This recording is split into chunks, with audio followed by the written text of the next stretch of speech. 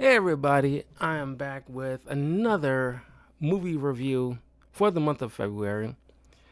And today I'll be covering the 2011's rom-com called What's Your Number?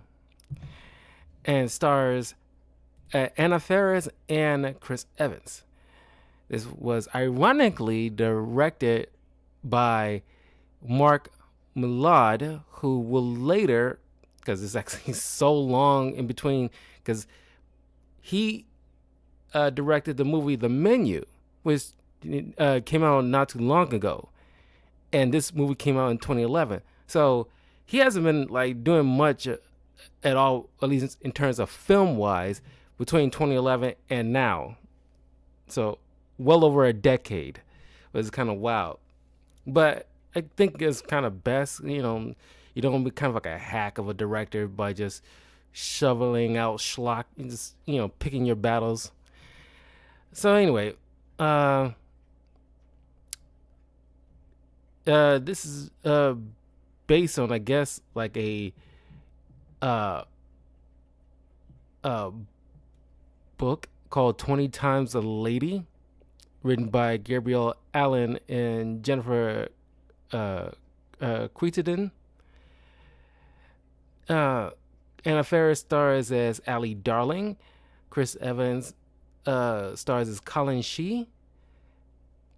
Ari Graynor as Daisy Ann Darling, the sister. Blythe Danner as Eva Darling, the mom, who you might recall from the mom from the Ben Stiller crap. What was it? I'm blanking on it. What's the, Meet the Parents? God, oof. The mom from Meet the Parents. Shoot. Uh, you got Ed Beagley Jr. as the father, Mr. Darling. Never gave him the first name, and you would not believe the amount of characters that we see in here, a few of which have been in Marvel movies later down the line. A lot of them, I will go through here and there, but before I do,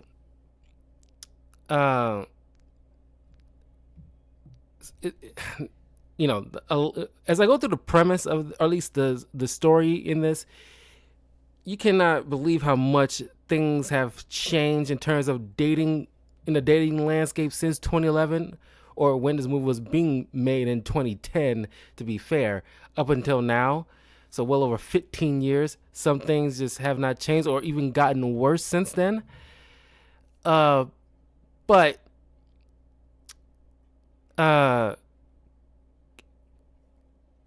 so we meet Anna, who is struggling to find like a legit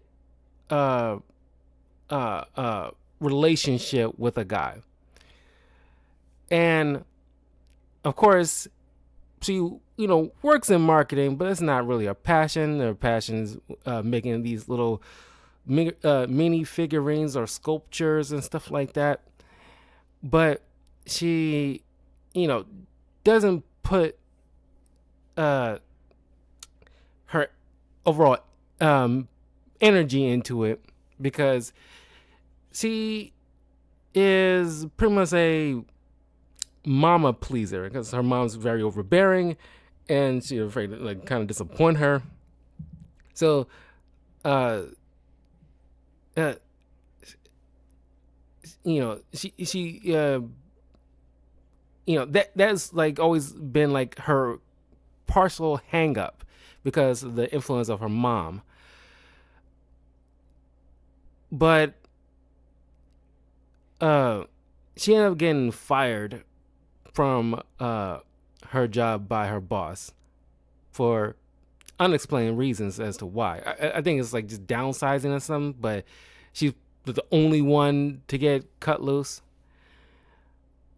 and somehow still managed to I'm not sure how much money she probably saved up, but it's amazing that she still, well, I guess she comes from an affluent family, but it's amazing that she managed to still keep this apartment all the while like doing these kind of escapades that she'll be going on in this film. On her way from leaving the office, he was reading this magazine from this Marie Claire magazine, and there's an article called "What's Your Number," and it talks about how that women become less desirable or isn't likely to find a permanent partner if she has more than 20 bodies. And after all these years, that still ring true. But it's just we had like a different outlook during about that during this timeline. At least the propaganda was definitely different back then.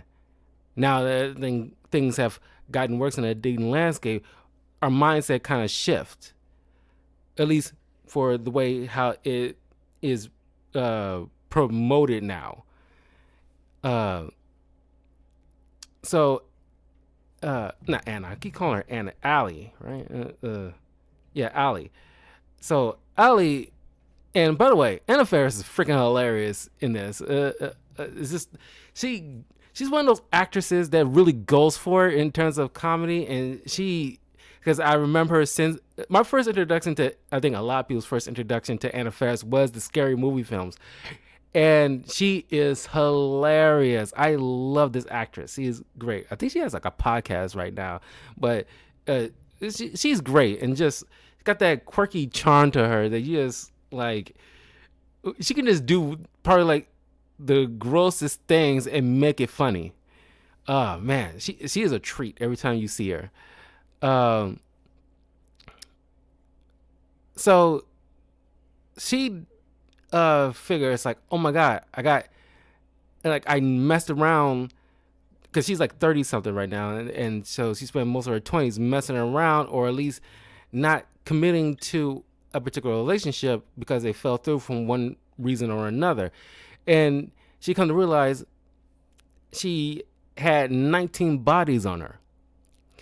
So she starts like writing down on a list of partners she had, and she's struggling trying to track them down because she figures, okay, how about, and this is kind of mindset for most women nowadays, they still hanging on for the most part, not all of them, but still hanging on to like an ex or a situationship or whatever old partner, so that they can like fall back on if they have their needs met and stuff, so they don't like figure, girl math. It's like, oh, I'll just go back to an ex. It doesn't count as a new body, so my number don't increase, kind of thing.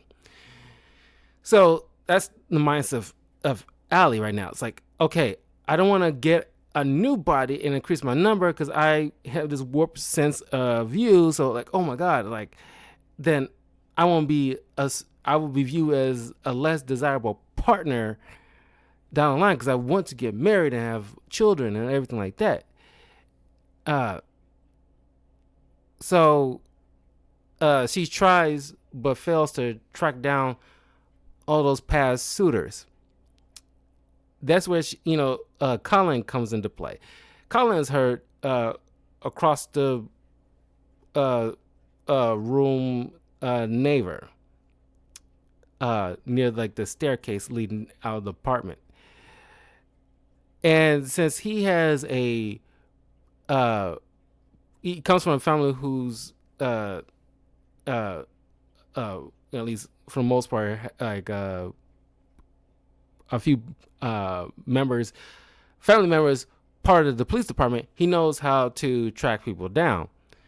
And so and you forget that Chris Evans is pretty doggone funny. Because we kind of, for the longest time, got stuck on the Captain America persona of his. But he's pretty doggone funny. So he, makes a deal with Allie where he gets to hide out in her apartment when he's trying to avoid dealing with his one night stands before things get, or at least he doesn't want to lead them on thinking that things might get serious between the two. Because there is like the whole thing with oxytocin with women after they have, sexual coitus, the hormones start flaring up and they is legit biology. They will get naturally attached. Not always, not every woman, but for 8 times out of 10 that will tend to happen. So he isn't like in the headspace to get to deal with anything serious. So he offers her, his assistance to Allie, and they end up going through this list of guys. One of them being, and this is, I still remember the trailer of this film that still cracks me up. Where one of the exes, played by Bilbo himself, crap.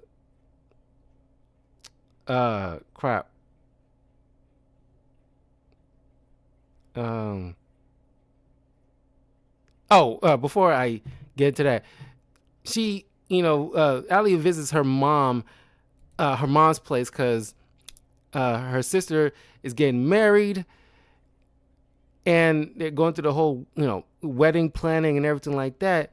And during one of the dinners, she gets, Allie gets drunk, and then she ends up having like a one night stand with her boss, and that was I think she thinks that is number 19.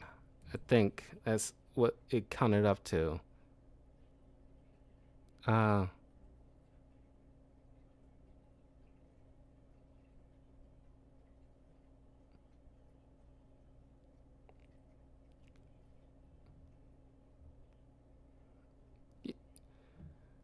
Yeah, no, this is the ex-boss makes number 20, so now she's extremely desperate and paranoid. So,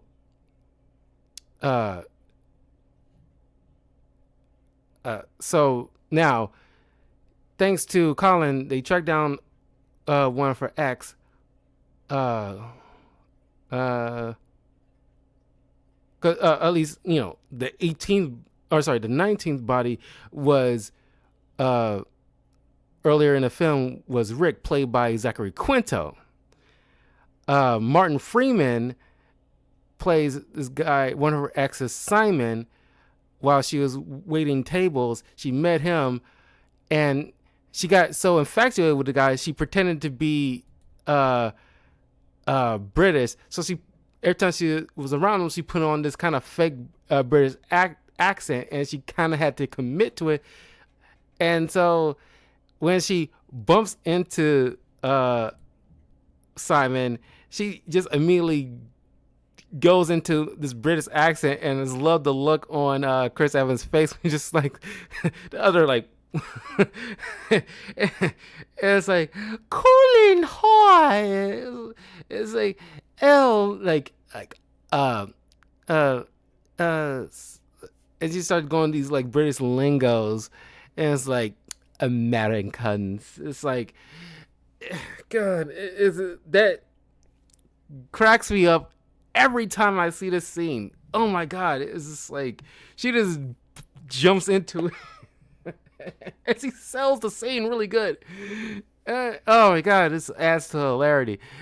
But she goes home really defeated. He asks like what happened, and she talks about how, like, as she got a little liquored up, and she had to, she their accent kept falling off into Cockney and into Borat, and eventually she got busted. So, humiliated, and then she kind of left. She also ended up bumping into an old ex at one of the cake tastings or something like that. Named Disgusting Donald, played by Chris Pratt, who, you know, used to be overweight along with when Allie was with him. She was overweight along with him. Um, but after they broke up, she lost all the weight. Apparently, he lost all the weight, got hot, and he's on the verge of getting married to this young woman. So now she had to fake because she is insecure. She faking like, oh, I'm here because I'm getting married too. It was like my fiance is a scientist, studying global warming in the North Pole, and clearly faking it. It's like she just doesn't want to look like she's not doing well, and he is very like childish, but funny. And she keep bumping into this dude randomly in places. Uh, uh,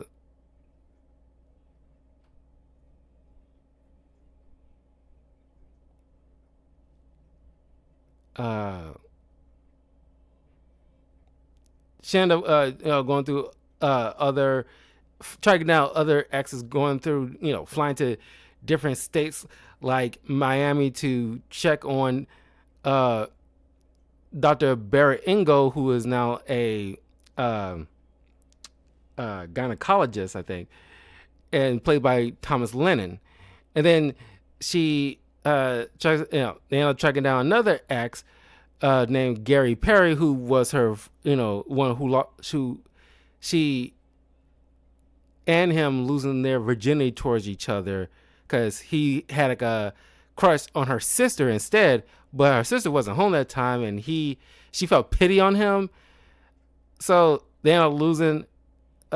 He's played by Andy Samberg. She ended up feeling pity for him, so they ended up hooking up, but which clearly was not like all the pleasurable to her, but it was whatever.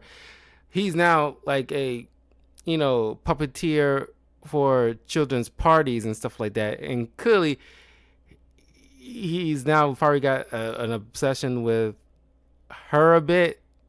He made like puppets for her. It was very weird and awkward, but so funny. And then of course he ended up tracking down Tom Piper, played by Anthony Mackie, who works in in DC, and discovers like, oh, he seems perfect, but he is secretly gay, and even though they had like their first black president, there's no way that they will accept a gay black president. It was too much. It was like that's way too much for the country. But he's wanted her to hide, at least use their relationship as cover, because she looks good for the world, and the whole thing is played for hilarity, but she is like not down for all that stuff. So all these but there's all these other people kind of fell off. There was a magician who is bartending and still in that same position after all these years, and like nothing has changed with him, so she didn't even bother with that guy. But she had a particular name in mind, the one that got away, named Jake, I think. Yeah, Jake Adams. But Colin was struggling trying to find him because he does, probably out of all of them, did extremely well for himself, and because of that, it makes it harder to track him down. All the while,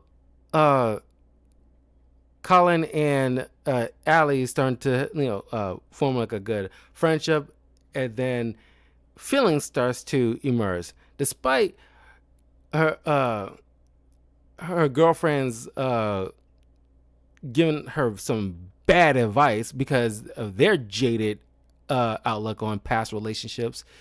Whereas like Colin's not the guy who you marry. He's the guy who you hook up with before you get married to the guy that you actually want, which is terrible advice and a terrible way of looking at things.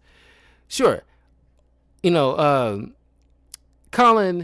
fixed the stereotype or the allegory, or at least the trope of the Tyrone or Chads in the world, the guys that looks really good, takes good care of himself, and has that kind of swagger that women naturally gravitate to. Doesn't need to be the most affluent in terms of finances, but he just got that chiseled look to him, that perfectly symmetrical face. Let's just look up Chris Evans. That Chris Evans look.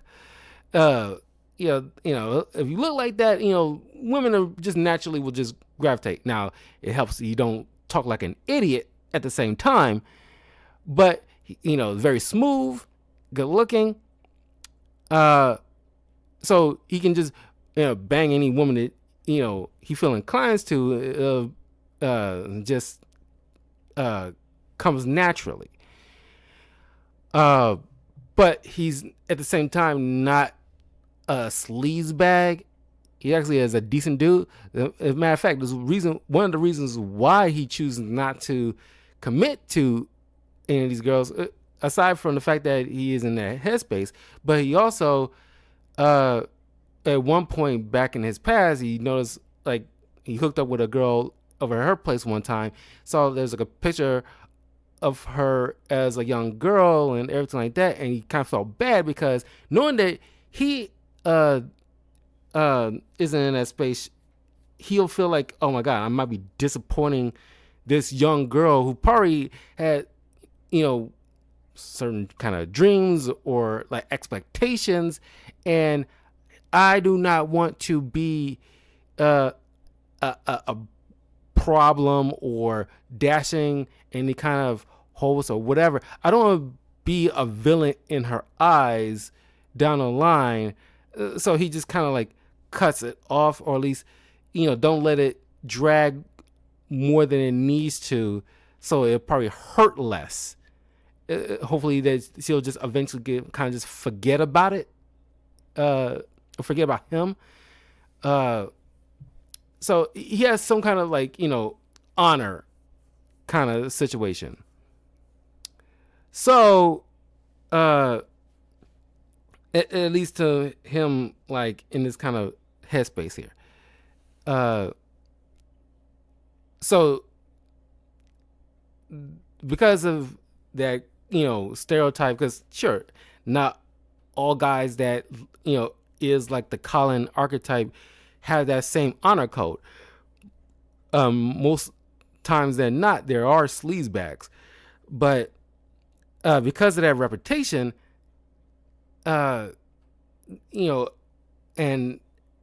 other girls' jaded past, because they didn't use any kind of discernment before they end up sleeping with those kind of guys, because they just naturally gravitate to those guys without any kind of check of the guy's character to avoid any kind of hurt feelings. Now, because of their jaded outlook about guys like Colin, they give, at least their point of view, advice about not dealing with him seriously. But Allie actually had time spent with him, where they end up hanging out, going to, because Colin took her to one of the Boston basketball arenas, because he used to work there, and knowing that he can, he still swiped one of the key cards so he can always sneak in.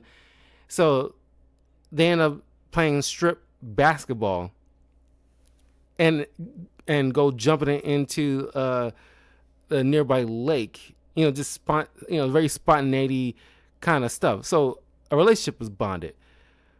He actually, had legit feelings for her, especially after he sees like all those little, figurines she made for herself.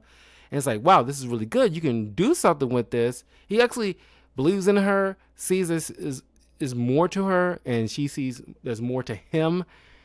And after that talk with those girls, she took notice that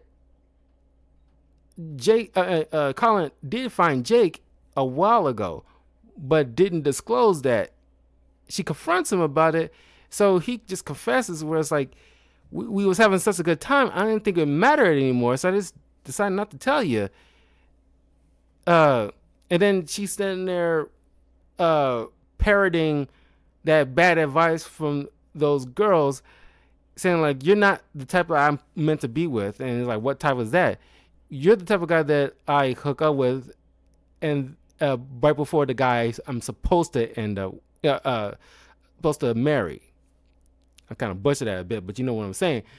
So he feels terrible, and a bit of insulted, like he's not meant to have a happy ending himself because of this. Well, kind of put it on himself technically, but this warped caricature of what she thinks he is, instead of acknowledging what he has showed her. Because it's a thing where women fall in love with their ears, men fall in love with their eyes. And most women have to see, or at least watch what the guy does, and don't listen to what he says, because a guy can tell you anything. That's how you end up with jaded women, because they fall for these, Tyrones or Collins in this case, and it doesn't pan out for them because they can just tell you anything, and you just get sucked into it. And it's like, oh, he love bombed me, or he told me he'll take me to see the world. And I was like, of course he'll tell you anything, because guys want to have sex with you. It's a biological nature to procreate. Okay, so we'll tell you all kinds of things. We don't get laid by telling you the honest truth most of the time. Usually, guys who do that are very affluent guys financially, so they can just tell you what it is, and you don't like it, then there's always like another girl that's willing to take your place. Average dudes don't get that luxury, so of course they will be more inclined to lie to you, which you have to. A stand-up dude will just tell you what it is, regardless of what he has in his pockets. If he has some boundaries and standards, he'll let you know, which is the right thing to do. He'll let you know his real feelings, like, hey, I don't see myself in a serious relationship right now. I do probably want to hook up a little bit, blah blah blah. If that's we can just have like a friends with benefits kind of situation. If you're down for that, cool. If not, no hard feelings. Sayonara, have a good life kind of thing. That is the right thing to do. But more often than not, guys will probably have to say a lot just to, lay with you. So you got to watch their actions. Or don't get any, if they are honest with you, don't get any kind of warp, or don't try to twist it, or think in your mind that you can change him when he tells you blatantly. If he tells you blatantly he's not looking for anything serious, don't try to think like you're Superwoman and you can just be able to change his mind after, if you give him that cookie. Like, don't set yourself up like that, because you're the one's gonna be disappointed, and then you'll be in knee-jerk reaction is to blame him without laying any kind of fault on yourself. And men shouldn't be fooled by how the girl looks. We actually have to listen to what you say, and don't be blinded by your body. Because more often than not, people end up telling on themselves the longer they talk. So Colin has displayed to Allie who he really is through his actions, and the fact that he was so encouraging of her art and actually gave her a good time, and that isn't like sex based, showing that he's there for her. That is, a mark of like somebody that you probably want to take seriously, or at least, look into more deeply. because unlike the Zachary Quinto character early on, who's ready to dip out immediately, uh, uh, and be glad to and just have or is just happy to eat all of her breakfast, but and then ready to dip out and stuff. Clearly like a slacker in a way. And Colin, who actually is a good musician, and she is very encouraging of him to take on gigs and hopefully, you know, uh, you know, uh, try to give him that push that he needs in order to, because it's never really explored as to why he was so hesitant into pursuing a musical career. Maybe it's just he doesn't believe he's good enough or something, because that's why he because him and his buddies practice on the roof of the building privately, but he doesn't want to play in front of a crowd because I guess he's got like a bit of a fear that if nobody likes him, he feels like you feel like he's wasting his time, kind of thing. So he doesn't want to take that risk. But her encouragement leads him to actually taking on gigs like playing at weddings that you'll see at the end of the film. He actually, him and his buddies is playing at weddings and, building some cred. So you see how they are helping each other, being, good role models and partners with each other right from the start, effectively building a relationship. And that's the key for a mark of a good relationship, is that you have to build with each other and not try to ride on each other's coattails or looking at arbitrary surface level stuff that what you think you might need, or at least taking a risk with each other. Anyway, Allie and Colin has a falling out. Allie ends up calling Jake, who shows up as her plus one at her sister's wedding, and after having like a talk with her father, Allie comes to conclusions that Jake is not the one for her. She's only doing it just to appease her mother, who, because those two like are divorced and everything like that. Allie's too much like her father, and like you have your own dreams and what you what you want, and you should follow that and don't worry about trying to appease anybody else. It's like, what you want, go for it, and we can only be here just to support you. And she ends up confronting Jake and confides in him and let him know that, look, I had 19 bodies to my name, and he is disgusted and decides to don't want to pursue anything with her. Now, this is what I was bringing up earlier, because this is the exact contrast to what Colin said, which is probably like wrong, but I guess back in that day we had like a different propaganda given out to the masses well over a decade ago, where Colin says like, what does it matter about your number? It's like, your numbers doesn't matter. And the pendulum kind of swung in the opposite direction, because it actually does matter, at least in terms of women. I'm sorry, it just kind of does, because Jake's reaction is the kind of reaction most men will have. Because sure, the only time it wouldn't matter is because if you're just smashing each other, because you're not going to take each other seriously, so that won't come up. But if you're looking for like a legit partner that you believe you would want a serious relationship with, and hopefully a marriage, that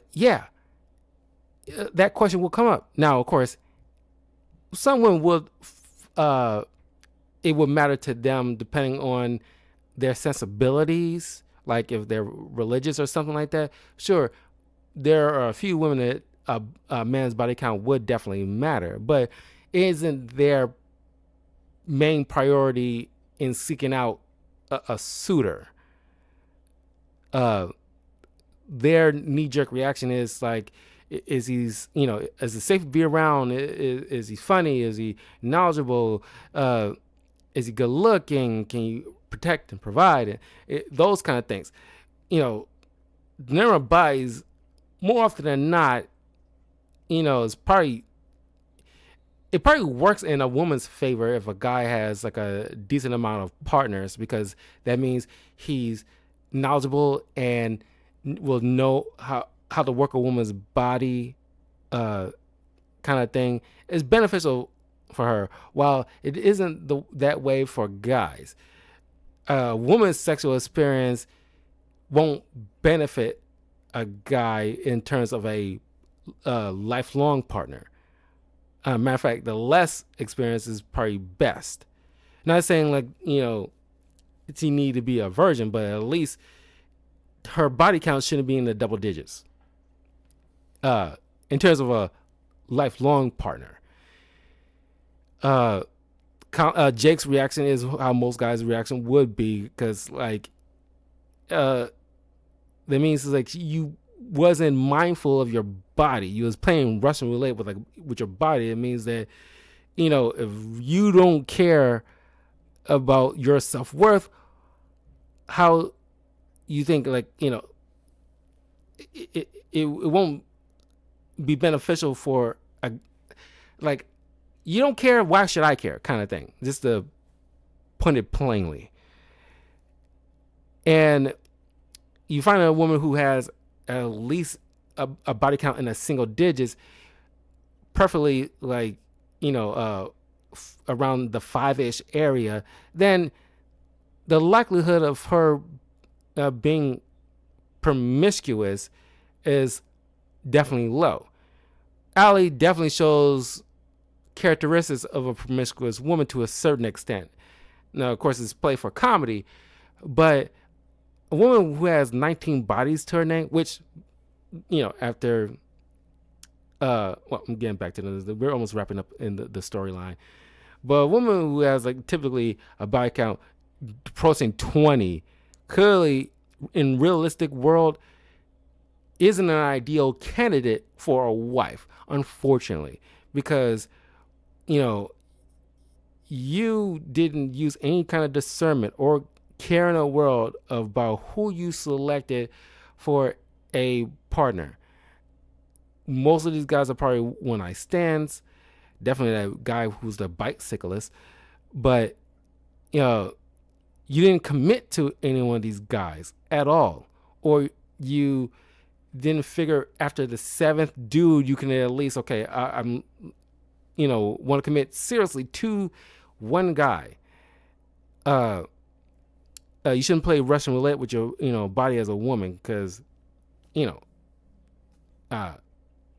it does something to your mind where it's kind of like, I forgot the biological term to it, but disassociated or something like that. You, if you end up, marrying a guy and you want to take seriously, that mindset, that, attachment thing, but, is, not as, tight as it would be initially in your early on in your years. So it's like, for a guy's point of view, most guys' point of view, they'll think like, okay, like, how likely are you to be committed or loyal to me if you can just drop a guy so haphazardly? Now, of course, this is a movie, but I'm just saying, like, attaching to real life, how things have changed. Because if Colin and Allie was in the real world, I'm pretty sure by this day and age, in this timeline, they've probably been long since probably divorced. More than likely.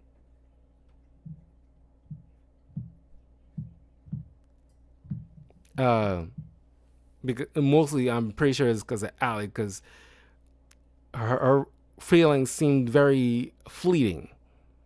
Well, of course, we're looking at the scope of the hour or so long movie, so you hope that her relationship with him is solid, uh, given what we're seeing.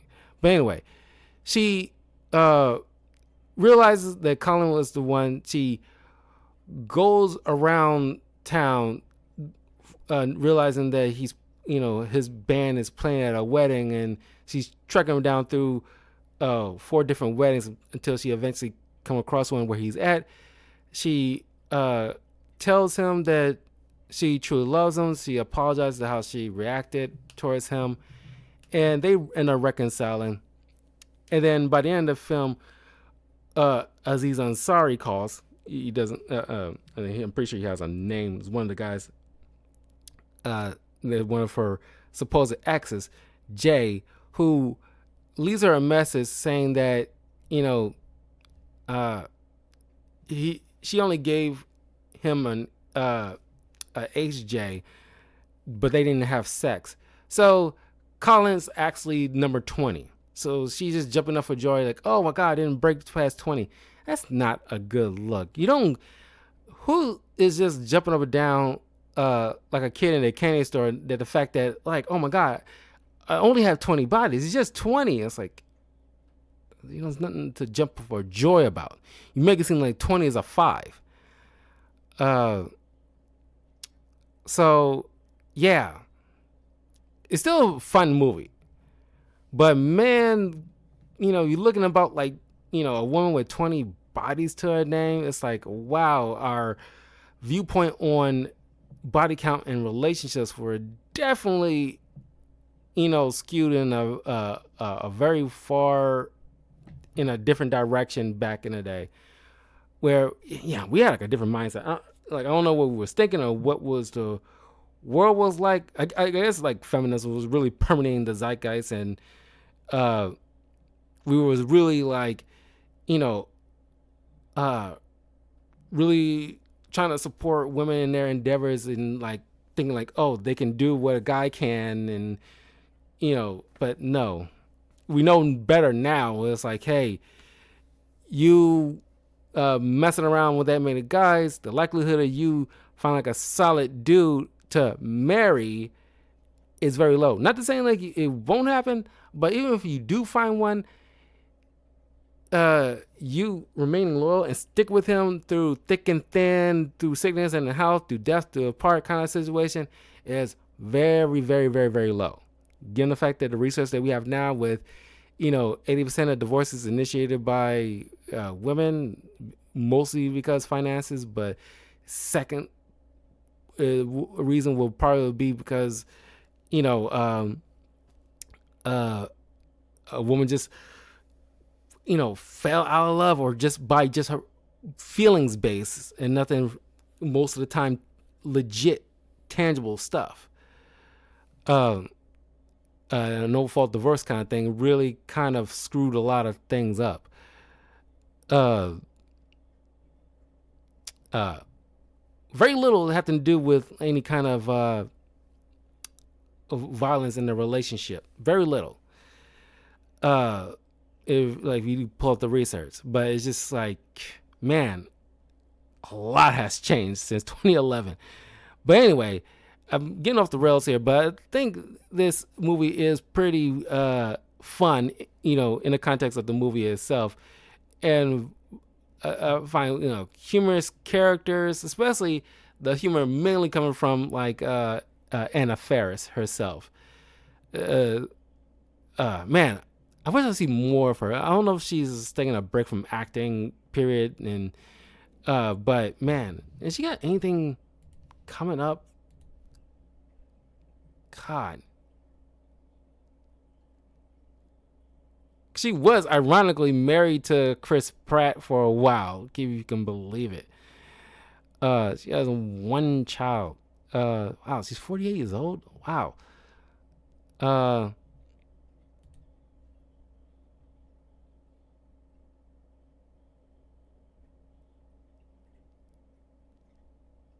Uh, oh yeah, the last film she was in, she played Nancy in My Spy: The Eternal City.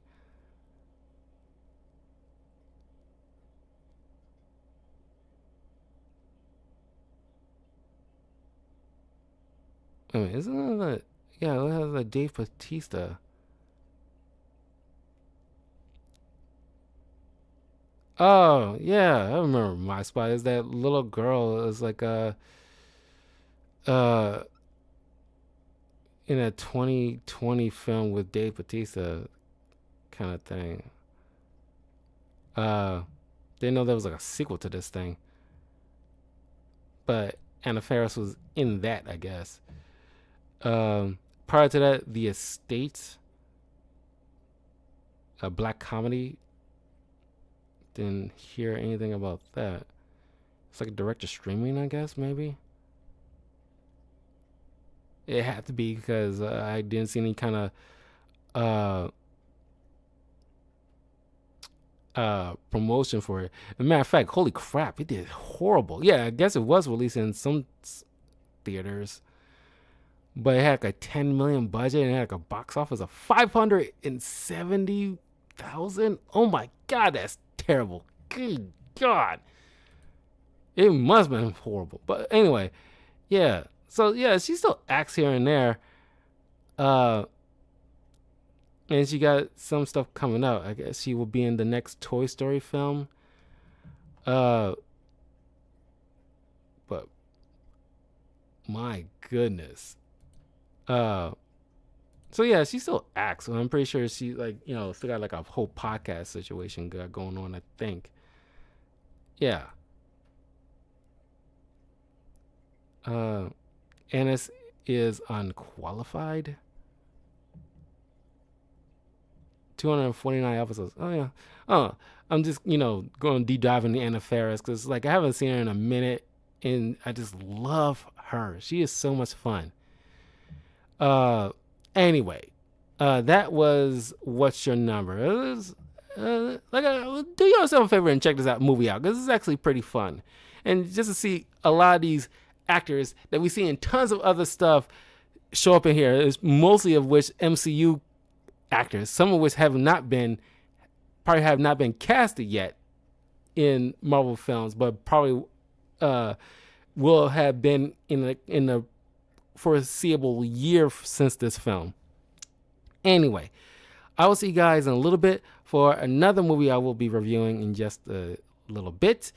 So leave a comment below. Let me know what you guys think. If you remember What's Your Number, what you guys think of it. And I will see you all soon. Peace.